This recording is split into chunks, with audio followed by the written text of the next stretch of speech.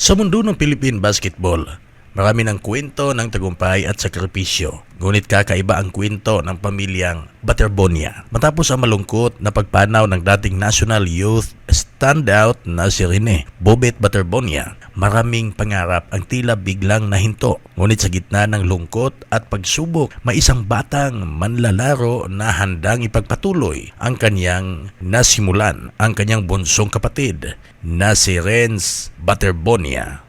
Tubong Agusan del Sur ang magkapatid na lumaki sa simpleng pamumuhay. Sa murang edad, nakilala si Rene dahil sa kanyang husay sa basketball. Dahil sa kanyang dedikasyon at talento, nakamit niya ang iba't ibang tagumpay at naging inspirasyon, hindi lamang sa kanilang pamilya, kundi maging sa maraming kabataang atleta.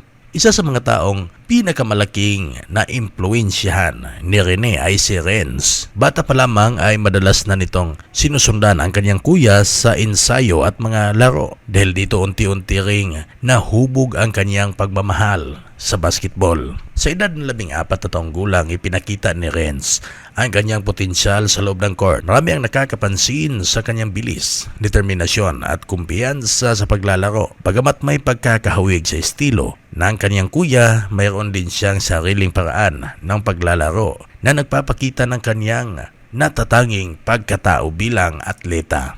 Isa sa pinakamahirap na yugto ng kanyang buhay ang pagkawala ni Rene. Hindi lamang kuya ang kanyang nawala, kundi mentor, inspirasyon at gabay sa kanyang pangarap.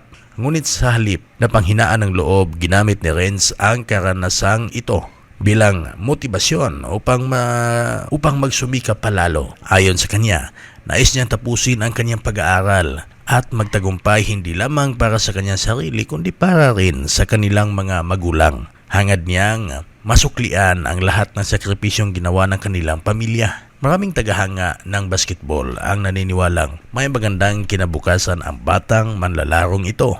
Gayunpaman, hindi kailangang maging eksaktong katulad siya ng kanyang kuya. Sapat nang maging pinakamahusay na bersyon ng kanyang sarili habang daladala ang inspirasyong iniwan ni Rene. Habang nagpapatuloy ang kanyang paglalakbay sa basketball, bit-bit ni Renz ang mga pangarap ng kanyang pamilya at ang alaala ng kanyang kuya. Marami ang umaasang balang araw ay makakagawa rin siya ng sarili niyang pangalan sa mundo ng sports. Sa inyong palagay, hanggang saan ang mararating ni Renz Baterbonia? Ibahagi ang inyong opinion sa comment section at huwag kalimutang suportahan ang mga kabataang atletang patuloy na lumalaban para sa kanilang pangarap. Maraming salamat.